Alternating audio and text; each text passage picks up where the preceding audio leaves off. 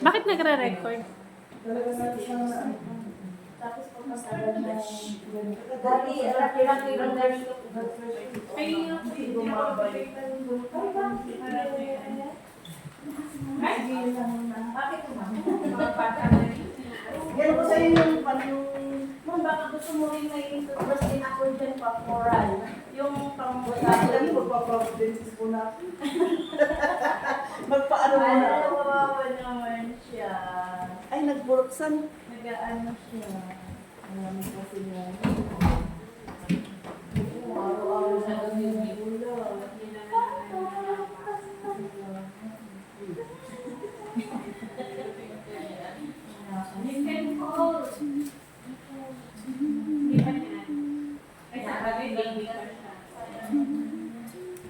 Okay yan, at least na-view lang.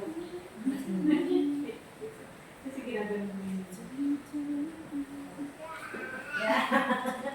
Si Arjen, laki ng ganyan niya.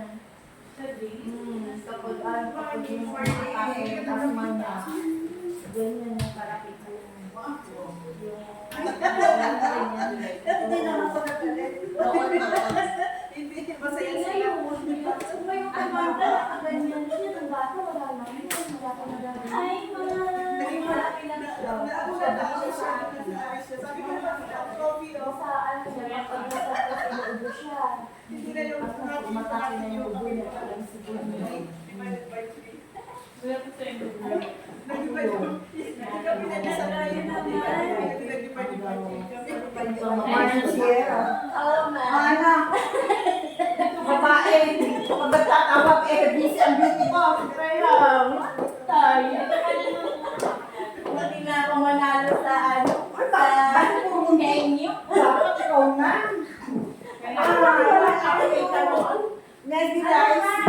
Na ano, na kasi kailangan ko pang magpagawa ng RTN tsaka NBR kasi naka-insure ako. Oo, kaya sa 8, nilog nila sa 8.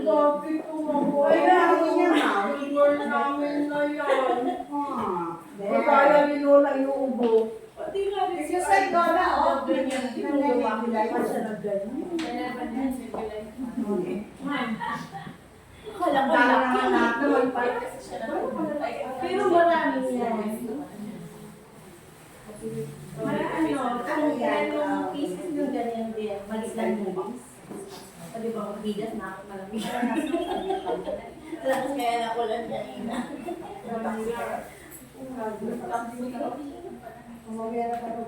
Yes, ma'am.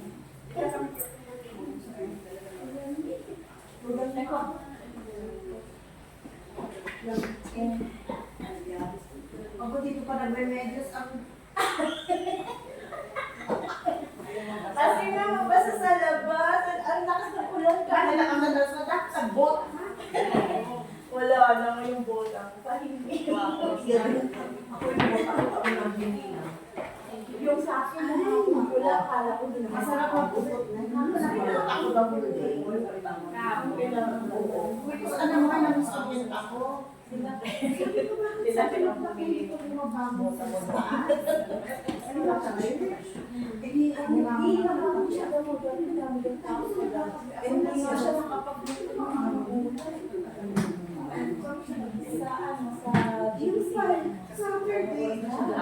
Oo, kasi puro na sila burn na ng Friday. Ang akala ko sabi, bar pa na Buti nga sa'yo, ano, hindi doon kasi sa tao. Sa amin,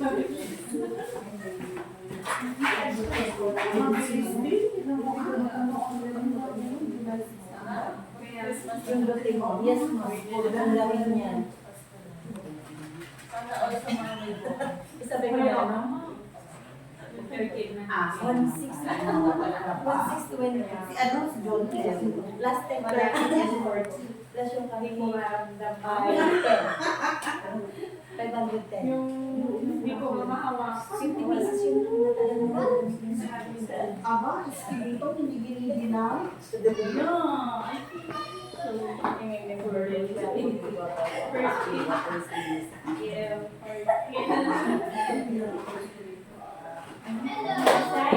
Hi, Steve!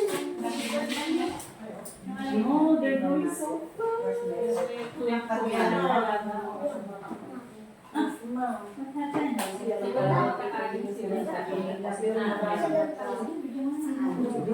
True! Bilisan mo! nakarinig ko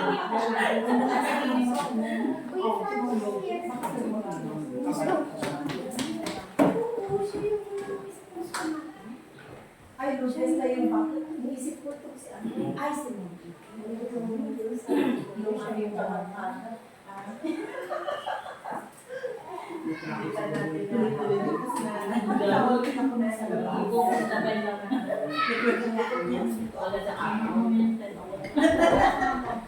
Baka afternoon.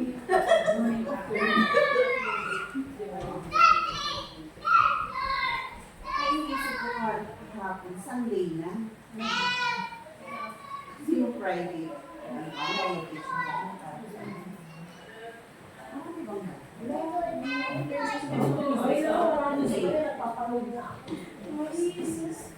Uy, andyan si Lee. Oh, sis na yan.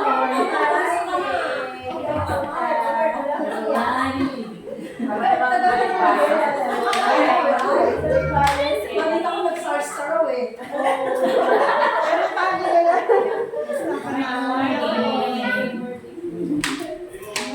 Ano, sister ko. Good morning po. Ayun, lagi kayo binabahan doon sa ano. Cookies, di ba? Cookies. Hindi ba ba? Good morning. Sarap matulog. Sarap matulog. Good morning to you. Yes. Sabi ba?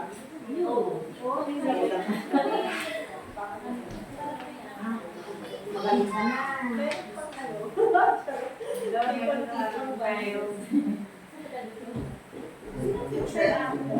Like this. Good morning. Okay mga kapatid, let's start na yung ating service. Late mag-start pero okay lang dahil wala. Let's get our songbooks please. Tayo po tayong lahat. And we'll sing Glory to His Name.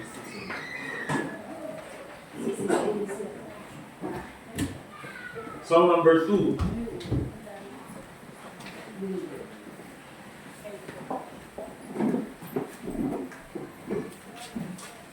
Song number 2. Okay, let's pray first. Manalangin muna tayo. Once again, Panginoon, nagpapasalamat po kami for bringing us here together.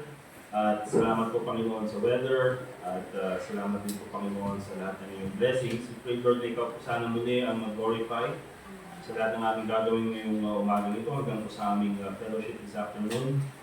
We pray, Lord, na ikaw po ang maging gabay namin, Panginoon, through the Holy Spirit sa aming po preacher this Sunday School at yun din po sa aming pag-aaral ngayong sa this coming main service. So once again, Panginoon, salamat po sa iyong kabutihan sa amin. We pray that Lord will be glorified sa lahat ng aming gagawin and also pray in the Lord Jesus Christ. Amen. Alright, song number 2, Glory to His Name. And then after that, song number 5, and I survey the wonders of God.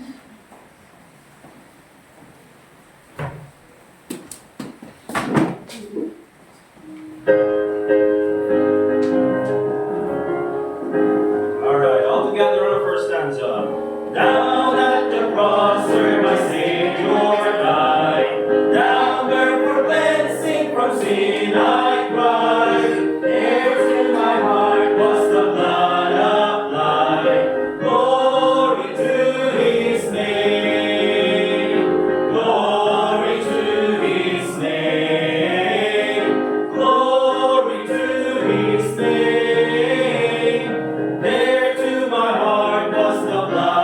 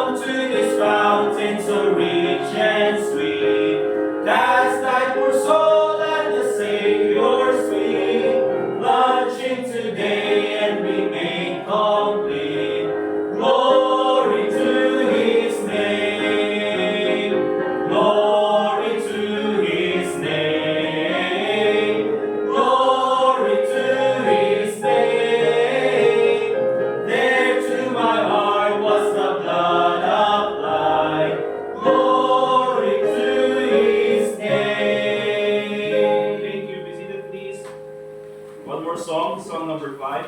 When I survey my response.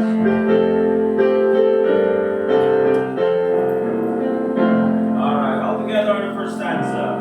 When I survey the wondrous cross, on which the Prince of Glory died, my riches gain I count but lost, and for content on all my pride. Forbid it, Lord, that I should boast, save in the death of Christ my God. All the big things that charm me most, I sacrifice them to His blood. See what He said, His hands, His feet, sorrow and love no mingle down. Dear such love and sorrow meet, o'er thorns composed so rich a crown. Where the whole realm of nature might, that were a present far too small. Love so amazing, so divine, demands my soul, my life, my all. Amen. Let's proceed po sa ating Sunday School. Dito si Brother RJ na siya po magturo sa atin. So, si Brother RJ, maximize na lang yung oras niya hanggang 10. Brother RJ, please. Let's open our Bibles po on Acts chapter 2.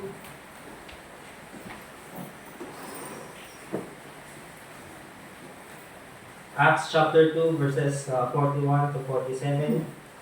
Famous verses po. And talking about church.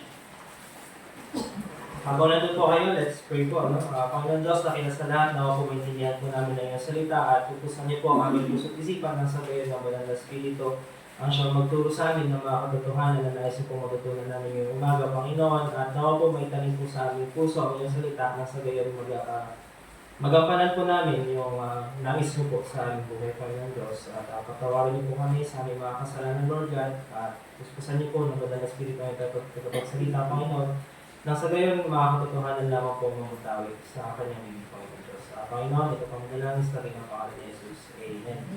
So, babasahin ko po, sundan niyo na lang po ng iyong mga mata. Sabi po dyan, Acts chapter 2, verse 41, sabi ng Panginoon, "And the day that gladly received His word were baptized, and the same day there were added unto them about 3,000 souls.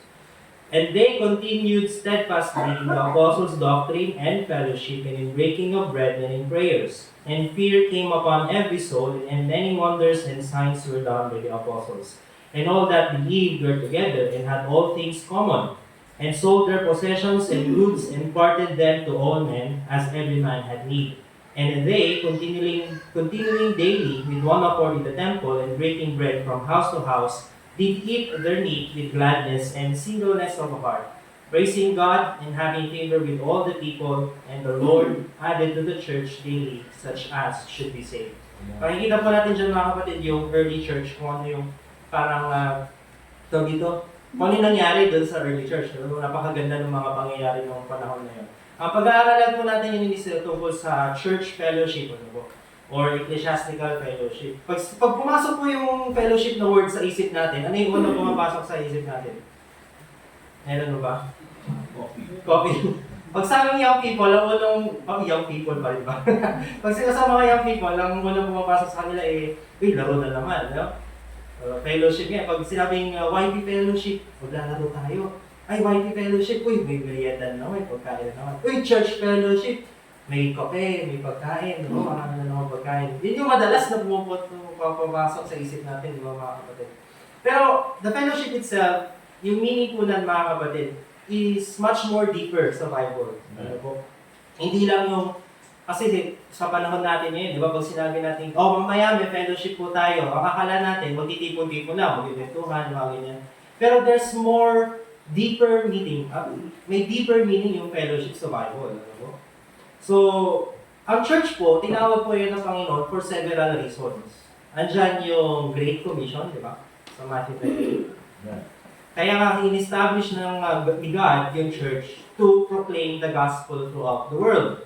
Yan po yung main purpose ng church, di ba? Meron din yung purpose ng church, tinawag din ng iglesia, ginawa ang iglesia ng Panginoon Kristo para turuan yung mga anak niya. Di ba po? You cannot learn the Word of God, di ba? Hindi mo hindi mo ma-appreciate yung salita ng Diyos kung wala ka sa simbahan. Kung wala ka sa iglesia. Ano po? Pwede mo matutunan ang salita ng Diyos sa internet, sa kung saan man. Pero hindi mo siya ma-apply kapag wala ka sa simbahan. Di ba? Kasi magko-contradict na yun, di ba? Ano pa yung mga calling? Ano ba yung reasons kung bakit meron church? Yun po yung mga several reasons. Marami pang iba. Pero pinaka-importante po dito mga kapatid, tinawag din po ang church to have fellowship with one another. Ano po? So ito kasi yung medyo parang under-emphasized ngayon sa church ngayon, yung fellowship. Kasi yun nga yung sabi ko kanina, pumapasok agad sa isipan na isang Kristiyano yung mga ganung bagay. Pero hindi nila napapansin na meron palang mas malalim na panawagan ng Diyos sa ating mga Kristiyano patungkol sa fellowship na ito. Ano ba meaning ng fellowship kasi, Kuya RJ? Pag sinabi natin fellowship, di ba? Pag sinabi natin friendship, yun yung state nila, magkaibigan sila, di ba? Pag relationship, yun yung state nila, dalawa. May relasyon sila, dalawa. Pag sinabi natin fellowship, fellow, di ba? Meron kayong common ground. Di ba? Meron kayong shared principles, shared life, meron kayong shared things, meron kayong common things between you. Kaya pag sinabi mo, my fellow countrymen, pag fellow countrymen, ano ibig sabihin doon? Kababayan mo, di ba? Ano yung common ground nyo? Parehas kayong galing Pilipinas. Pag sinabi ko, fellow engineers, di ba? Ano yung common ground namin? Yung engineering, di ba? Pag sinabi natin fellow Christians, ano yung common ground natin?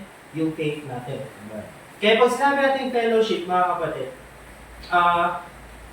ito yung state ng ating itong kapatiran na we have something in common. Ano yung common sa atin? Bakit tayo nag-fellowship? Bakit meron tayong tinatawag na fellowship? Ano yung common sa atin? Una, first point natin, the reasons of our fellowship. The reasons of our fellowship. 1 Corinthians chapter 15. 1 Corinthians chapter 15. So, fellowship means that there is a common ground for all of us to stand by, which results to communion with God, shared life with other believers, and unity within the church. Ano po? So, pag sinabi natin fellowship, meron tayong common ground, meron tayong shared life, meron tayong shared communion. Shared na communion ba? Ano po? Meron tayong pagkakaisa. Ano po? Ano yung mga bagay na yun? Bakit natin tinatawag na meron tayong pagkakaisa? Bakit sinasabi sa Bible na meron tayong pagkakahalintulad? Ano po? Ano yung mga yun? Siyempre, alam na natin, una sa lahat, mga kapatid, we share the common salvation. Ano po? 1 Corinthians chapter 15. Abang hinahanap niyo po yun, basahin ko lang sa Jude 3. Sabi doon, Beloved, when I gave all diligence to write unto you the common salvation, it was needful for me to write unto you and exhort that you should earnestly contend for the faith which was once delivered unto the saints. Yung isusulat sa atin ni Jude tungkol sa common salvation, no? Pero yun yung phrase doon, makikita natin na meron doon na understood na sa early church na meron tayong common salvation. Ano ibig sabihin? Meron tayong shared knowledge about that salvation. Ano po? Doon sa 1 Corinthians chapter 15, sabi ni Apostle Paul, Moreover, brethren, verse 1. 1 Corinthians chapter 15, verse 1, I declare unto you the gospel which I preach unto you, which also ye have received, and wherein ye stand. Ano po? So ano yung gospel na yun? Yun yung tinuro ni Paul doon sa Corinthian church. At yung Corinthian church na yun, doon sila nagkakaisa. Doon sila nagsastand, doon sila tumatayo. Ano po? So tayo din dito sa High Crest Bible Baptist Church. Ano po? Ano yung pagkakaisa natin? We have the share the salvation. Di ba po? Yung salvation by grace through faith alone. Kaya nga hindi ka pwedeng makipag-fellowship sa Iglesia ni Cristo because they have different kind of salvation. They have different way of salvation. Di ba po? Tayo, we have the biblical way of salvation. Ano po? Yun yung shared thing natin, yun yung common thing natin. We have the common salvation. Di ba po? Yun yung reason kung bakit tayo tinawag ng Panginoon to have fellowship with one another. Ano po? Kasi nga, meron tayong shared salvation. Sabi rin sa Acts 20:28, take heed therefore unto yourselves and to all the flock over the which the Holy Ghost hath made you overseers to feed the church of God, which He hath purchased with His own blood. We share the common way of salvation, ano? Yung dugo ng Panginoong Jesucristo. Yung katabi mo, naligtas siya dahil sa pamamagitan ng dugo ng Panginoong Jesucristo. Di ba po? Ikaw din. Naligtas ka sa pamamagitan ng dugo ng Panginoong Jesucristo. Lahat tayo dito. Kaya nga, magkakaiba tayo ng pinanggalingan, magkakaiba tayo ng background, di ba po? Magkakaiba tayo ng upbringing, di ba po? Pero, nung napunta ka dito sa simbahan, nandun na yung gaan ng loob, di ba po? Na meron palang mga tao na naniniwala din sa pinaniniwalaan mo. Di ba po? Kaya nga po, importante sa Diyos ang Iglesia sapagkat yun po yung plano ng Diyos sa bawat mga Kristyano. Na bawat ligtas ay maipasama sa local church. Bakit? Yun yung reason. To have fellowship with other believers. Ano po? Kaya nga nung pandemic, di ba? Parang ang hirap ng pandemic na walang church, walang ano. Di ba? Nanonood ka lang sa Facebook. Di ba? Oo, natututo ka ng salita ng Diyos. Pero wala yung joy of fellowship. Hindi ka naman pwede mag-fellowship doon sa phone. Di ba? Kasi ano common ground nyo. Di ba? Wala kayong common ground doon phone. Di ba? Wala kayong shared thing doon sa phone na yun. Ano po? So, pangalawa, we have common faith. Ano rin po? We share the common faith din. Ano? Sa Jude 3 din, yung binasa ko kanina, sabi doon, it was needful for me to write unto you and exhort you that ye should earnestly contend for the faith which was once delivered unto the saints. Ano yung common thing na meron tayo? Salvation. Pangalawa, yung faith na dineliver sa atin from the Lord Jesus Christ to the apostles to the early church to us. Amen. Di ba po? So, tayo mga kapatid, we have common faith. Ano yung common faith natin? We believe the same Bible. Amen. Di ba po? We believe the same doctrines from the Bible. Di ba po? Kaya nga mahirap makipag-fellowship sa taong hindi naniniwala sa Trinity. Amen. Di ba po? Wala kayong fellowship. Di ba? Wala kayong pinagkakalimtulan. Kasi hindi nga sila naniniwala doon sa doctrine of the Bible. Pero tayo dito, I believe, naniniwala tayo doon sa doctrine ng Bible. Amen. So we share the same belief. We share the same faith. Yun ang ibig sabihin doon. Di ba po? Yung for the faith which was once delivered unto the saints. Di ba po? So, kung ano yung pinaniniwalaan ng early church noon, yun din yung pinaniniwalaan natin ngayon. Amen. Kaya we have fellowship. Kaya nga pagdating sa langit, di ba, pag makikita natin yung lahat ng mga nanampalataya ang Panginoon sa Kristo, yun yung great fellowship natin. Di ba? We have great fellowship na darating pagbalik ng Panginoon sa Kristo. Mahal-mahal na po ba mga kapatid? Amen. So yun yung fellowship, yun yung meaning of fellowship. Sabi nga sa Ephesians chapter 4, verse 1 to 5, sabi doon, Ephesians chapter 4, sabi dyan, verse 3, endeavoring to keep the unity of the Spirit in the bond of peace. Ano yung exhortation ni Paul sa Ephesian church? Endeavoring to keep the unity of the Spirit in the bond of peace. There is one body and one Spirit, even as ye are called in one hope of your calling, one Lord, one faith, one baptism, one God and Father of all, who is above all and through all and in you all. So meron tayong isang paniniwala, di ba po? Meron tayong pagkakaisa sa pananampalataya. Kaya nga, nalala niyo yung panalangin ng Panginoon Kristo sa Diyos Ama, di ba? John 18 ba yun? Di ba, sabi ni Panginoon Kristo, sabi ng Panginoon Kristo, Ama, nawa po magkaroon sila ng pagkakaisa tulad ng pagkakaisa natin, di ba? Yung nasabi ng Panginoon Jesus. So, yun yung gusto ng Diyos sa atin, na we have fellowship with one another. Di ba? Unity. Panalangin mo yan ng Panginoon Kristo sa atin. Di ba po? So, Pangalawang punto, ano po, the call to fellowship. Ano po, the call to fellowship. So yun yun, the reasons of our fellowship. Maraming rason, di ba? Pero binigyan ko po kayo ng pinaka-importante rason. We have common salvation and common faith. Ano po? Marami tayong pagkakaintulad pa. Katira sa Baguio, di ba? Mahirap nga naman mag-fellowship ng fellow believer, pero nasa Mindanao naman, di ba? Hindi ka pwede mag-fellowship ng ano, no? Pupunta ka doon para makipag-fellowship ka sana. Pero dito sa church natin, we have fellowship one with one another because of those reasons. Ano po? So, the call to fellowship. Sa Bible po mga kapatid, Hebrews chapter 10. Hebrews chapter 10. Paano nga ganun pala ng Panginoon yung fellowship, Kuya RJ? Oo mga kapatid, utos yan ng Panginoon. Hindi lang yan parang gawa-gawa lang natin ng program. Ano po, hindi lang yan program ng church, kundi in-establish yan ng Diyos. Ano po, na in-instruct yan ng Panginoon. Ano po. Hebrews chapter 10. So, tandaan niyo po, fellowship is striving together to keep the unity of the Spirit in the bond of peace. Ano po? Striving together, yun yung keyword doon, striving. Ano po? Kaya kapag pupunta tayo ng simbahan, hindi na tayo pumupunta para makinig, tapos aalis na. Di ba po? Dapat pupunta ka ng simbahan with na meron kang kaisipan, ano?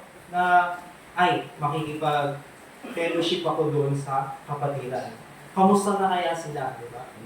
Di ba po? Isa pa pala sa mga common shared thing natin na yung shared reasons, yung struggle sa buhay, di ba? Kaya nga sabi sa Bible, di ba, wala ka daw mararanasang hirap na hindi naranasan ng iba. Nakalimutan ko yung verse, di ba po? Sabi doon, pero yung sinasabi sa Bible, di ba? Paraphrase na lang. Ibig sabihin, yung struggle na nararanasan mo as a Christian, struggle ko din yan. Struggle din ng iba. Magkakaiba man na level, pero andun yun. Maiintindihan mo siya, di ba? Hindi mo maasahan yung hindi mananampalataya na maunawaan ka sa pananampalataya mo. Kaya what fellowship has darkness with righteousness, sabi ng Panginoon. What fellowship has unrighteousness with righteousness, di ba? Sabi ng Panginoon Diyos. So, the call to fellowship, Hebrews chapter 10, verse 24 to 25, sabi po ng Panginoon, and let us consider one another to provoke unto love and to good works. So, hindi automatic na sa church, mag-iibigan talaga ang bawat isa. Kasi ang sinabi ng Panginoon, provoke unto love one another. Consider one another to provoke unto love and to good works. Ano ibig sabihin ng mga kapatid? Yung kapatiran mo na dapat napapakita mo sa kapatiran mo yung pagmamahal ng Diyos na naranasan mo. Di ba? Para siya din, mapakita niya rin yung pagmamahal na naranasan niya from God through you sa ibang tao din. Nakikasuhan natin? Yun yung fellowship na sinasabi natin. Na yung pagmamahal na naranasan mo mula sa Panginoon, ipamalas mo sa iba kapatiran. Nang sabi, lalo na sa mga kapatiran na bago sa pananampalataya. Di ba po? Ipapamalas mo yan. Paano mo ipapamalas kung after ng service, aalis ka na? Nakikasuhan natin? Tapos wala na kayong communication. Next Sunday na lang ulit. Yun ang importance ng fellowship. Di ba po? Kaya nga maganda rin po na kapag may mga close friend kayo sa church, ayain nyo mag-coffee tayo sa labas. Mga ganun bang bagay. Bakit? Kasi nga sabi ng Bible, provoke unto love and to good works. Di ba po? Doon kayo magsasama. Kasi nga po mga kapatid, di ba doon sa trabaho natin, hindi naman lahat mananampalataya doon. Worst pa nga, ikaw lang mananampalataya, di ba? Mahirap makipag-fellowship kasi hindi nila maintindihan. Bakit ito ginagawa mo? Bakit nananalain ka before kumain nagmamadali tayo sa oras? Di ba po? Pero kapag yung same believer, same may ka-fellowship ka, di ba? Fellow believer, yun po, di ba? Madali na sa'yo ang gumawa ng mabuting gawain. Nakikasuba natin yun, mga kapatid. Ganun mo yun. So sabi, not forsaking the assembling of ourselves together, yun na yun. Isipin nyo ito paano daw natin ipoprovoke yung one another unto love and to good works? Sabi, una sa lahat, not forsaking the assembling of ourselves together, as the manner of some is, sabi but exhorting one another, and so much the more. Pag sabi natin so much the more as you see the day approaching, dapat mas nag-fellowship tayo ngayon compared last week. Diba? Kasi mas palapit ng palapit yung pagpaparito ng Panginoong Jesucristo. Yan po. Mas kakailanganin ho natin ng bawat isa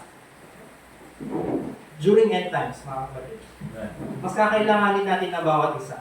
Ano? More than you think. So, tandaan niyo po yun. No? Kaya nga sabi ng Bible, exhorting one another and so much the more. Mas mag-igip pa daw. So, sabi rin doon sa Ephesians chapter 4, yung binasa natin kanina, Ephesians chapter 4, verse 11 to 13. Sabi, and He gave some apostles, and some prophets, and some evangelists, and some pastors, and teachers, for the perfecting of the saints, for the work of ministry, for the edifying of the body of Christ. Ano yung body of Christ? The church. Diba po? Yung iglesia ng Panginoong Kristo. Till we all come in the unity of the faith. Yun yung goal ng fellowship, mga kapatid.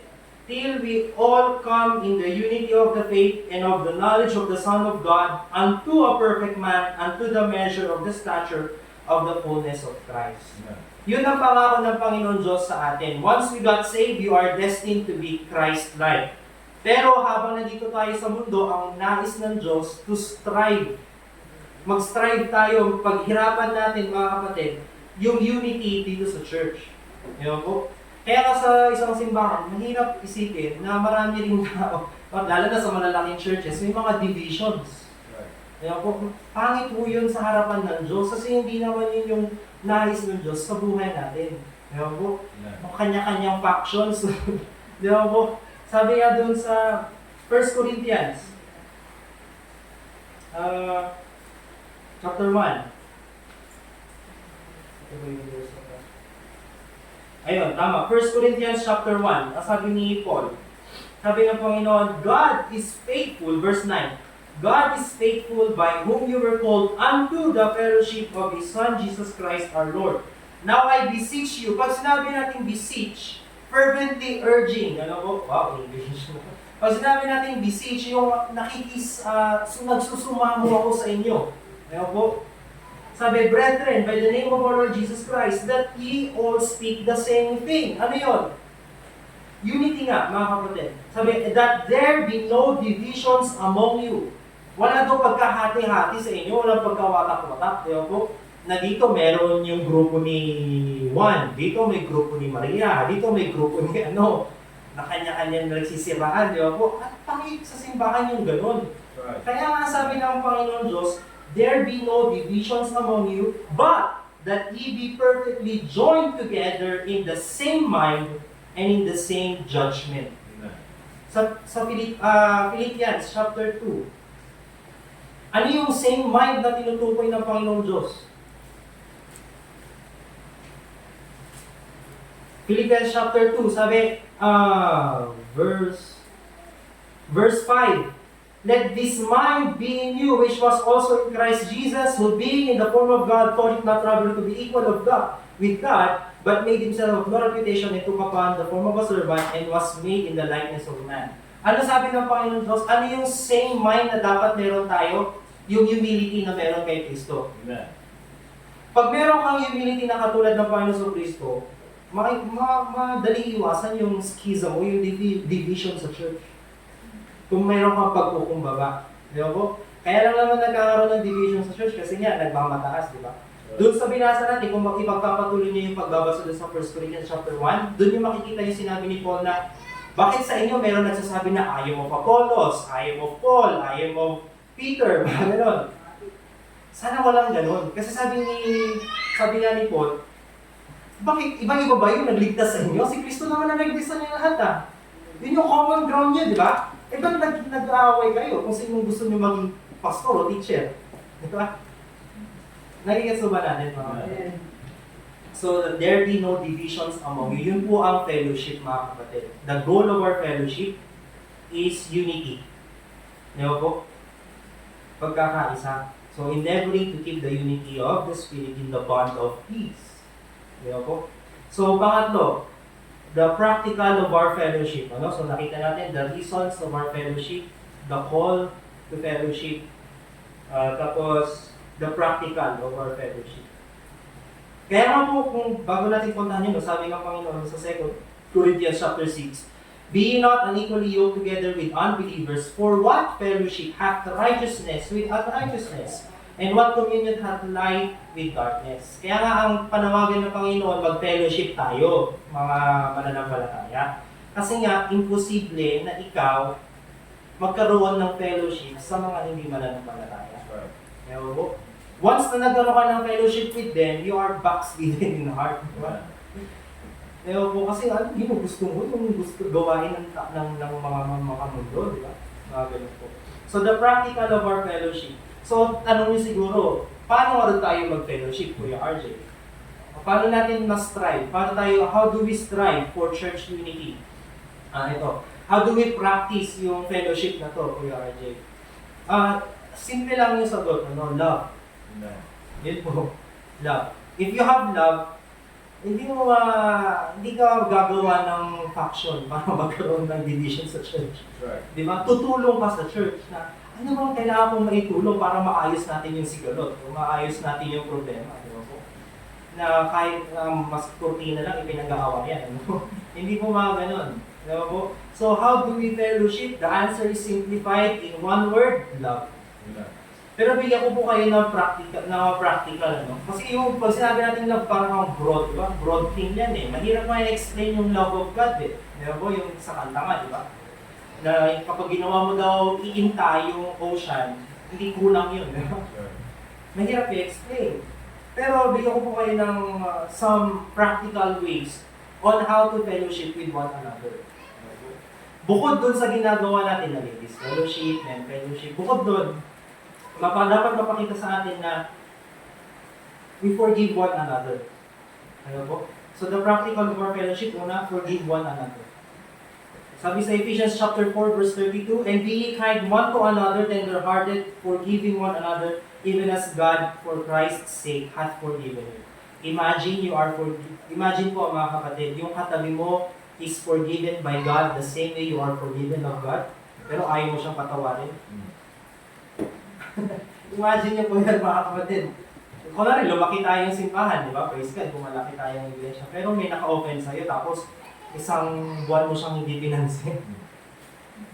Anong klaseng Christian testimony yung pinapakita mo? Diba po? So, yun yung exhortation sa atin ni Paul. Be kind one to another, tender-hearted, forgiving one another. Sabi nga ng Panginoong Diyos, di ba? Ang Panginoong sa Kristo sa John 13, that ye love one another as I have loved you. Paano ko pinahal ng Diyos? Ganun mo rin daw mahalin yung kapatiran mo. Sabi pa nga dun ano sabi dun ng Panginoon sa Kristo? No greater love,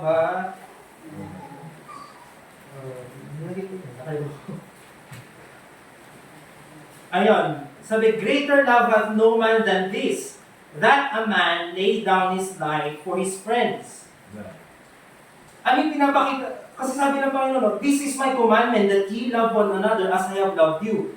And the next breath, yung next verse, sabi, greater love hath no man than this, that a man lay down his life for his friends. So ano gusto mo mapakita ng Panginoon sa Kristo? Na ikaw, willing ka dapat mamatay sa kapatiran mo. Yun yung pinapakita ng Diyos. Yun yung commandment niya nga eh. Ang command niya, love one another. Tapos anong ginawa niyang illustration? Greater love hath no man than this. Siyempre siya yung ultimate love na makikita natin. Kasi binigay niya yung buhay niya para sa atin, di ba? Alam ko po mga kapatid na mahirap naman talaga ibigay yung buhay mo para sa kapatid mo. Hindi naman talaga literal na gagawin mo yun. Ano? Pero as much as possible, doon dapat yung rurok ng pagmamahal natin sa kapatiran natin. Di ba po? That's love. Ano po? Pangalawa, bear one another's burden. Sabi doon sa Galatians chapter 6 verse 2, bear ye one another's burden and so fulfill the law of Christ. Ano yung law of Christ na yun? Ito rin yung tinawag na royal law doon sa James chapter 5. Ano yung royal law na yun? Yung love one another. Pag sinabi natin royal law, di ba? Utos ng hari. May kasabihan, di ba? Na ang utos ng hari hindi na babalik. Di ba po? Aba, mas malakas ka pa sa hari ng sanlibutan. Nakakawala-wala ba natin? So, sabi nga doon sa Romans 15:1, we then that are strong ought to bear the infirmities of the weak, and not to please ourselves. help the brethren in times of need, rejoice with the brethren in times of joy. That's fellowship. Ano po? So, pag may nakikita tayong kapatiran, nakangailangan, mag-step up ka na. Kung kaya mo naman, di ba, mag-step up ka na. Pangatlo, encouraging one another in faith. Ano po? Last verse po na pupuntahan natin, Ecclesiastes chapter 4, verse 9 to 12. Maganda po kasi tignan ko. Buksan niyo po. Ecclesiastes 4, 9 to 12. Sabi po ng Panginoon, verse 9. Ecclesiastes 4, verse 9, two are better than one, because they have a good reward for their labor. For if they fall, the one will lift up his fellow. Yan, doon na naman yung word na fellow, di ba? Fellowship. But woe to him that is alone when he falleth, for he hath not another to help him up. Again, if two lie together, then they have heat, but how can one be warm alone? And if one prevail against him, two shall withstand him. A threefold cord is not quickly broken. Yun po yung gusto ko makita niyo, mga kapatid, no? Sabi, two are better than one, because they have a good reward for the labor. For if they fall, the one will lift up his fellow. So dapat ni-encourage natin yung mga kapatiran natin sa pananampalataya. Pag may nakikita tayong mananampalataya na, parang lagi ka nang maaga umaalis, late na nga dumarating, maaga ka umaalis. Encourage mo siya. Di ba? Dito, kape muna tayo dito. Ganyan. Di ba? Libre ko na. Di ba po? Mga ganun ba? Yun po yung ibig sabihin ng encourage one another in the faith. Di ba? So, sana makita po natin yung sa buhay natin, no? Iron sharpeneth iron, sabi sa Proverbs 27. So, a man sharpeneth the countenance of his friend. Alalahanin nyo na lang siguro nung pandemic, di ba? Ako, nalala ko nun, di ba? Parang lagi lang ako sa Facebook na nanonood ng preachings, mga ganyan, di ba? Pero walang fellowship. Wala yung joy of fellowship. Pang-apat, last, pray for one another. That's fellowship, mga kapatid, diba? So, alamin mo yung mga burdens, o yung joy, o yung mga... Kaya minsan ba, di ba, nagtatanungan tayo, di ba? Kamusta ka na, ganyan, di ba? Kasi gusto natin ipanalangin yung kapatiran natin. And pray for one another that he may be healed. The effectual, fervent prayer of a righteous man availeth much. Ano po? Sabi sa Ephesians chapter 5, verse 18, praying always with all prayer and supplication in the Spirit, and watching thereunto with all perseverance and supplication for all saints. Ano po? Pananalangin sa lahat. Panginoon, pinapanalangin ko po yung pamilya ni ganito, yung pamilya po ni si ganito po, di ba? Ganun po yun. So, fellowship is important, mga kapatid. Nakagets ba natin yung lesson? Amen. So, fellowship is much more deeper than previously defined. Yung nakita natin, ano po? So, we can understand fellowship if we understand that the church is your family in God. Amen. So, fellowship, equal po yan sa family. Amen. Minsan nga, sabi nga ng Panginoon, di ba? Magkakaroon daw ng divisions sa mga biological mothers, sa son, sa tatay, di ba? Kasi nga minsan, walang common ground. Kasi minsan, pag na rin, meron kang magulang na hindi mananampalataya, di ba? So, nagigets po ba natin mga kapatid? So, let's stand up and let's pray po.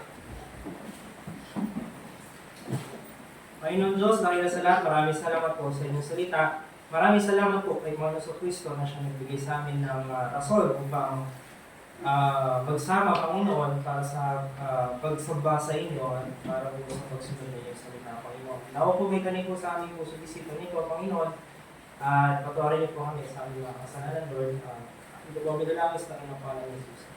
Amen. Alright, thank you, Brother RJ. Pwede po tayong mag-coffee doon sa likod. Meron tayong 5 minutes break. And then after that, itutuloy po natin yung ating service. Sige po mga kapatid.